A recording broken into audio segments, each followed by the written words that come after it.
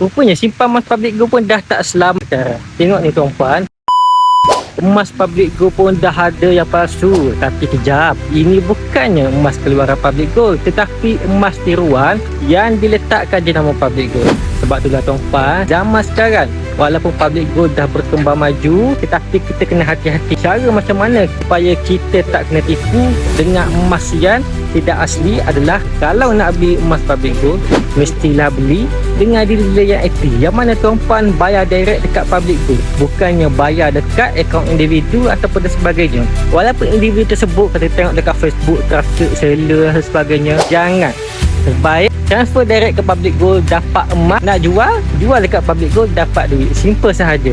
Perkara ini untuk mengelakkan tuan-puan daripada ditipu oleh scammer-scammer di luar sana. Jadi tuan-puan yang nak mulakan simpanan emas public gold, yang belum ada akaun, boleh research secara percuma, isi maklumat, saya akan bantu anda.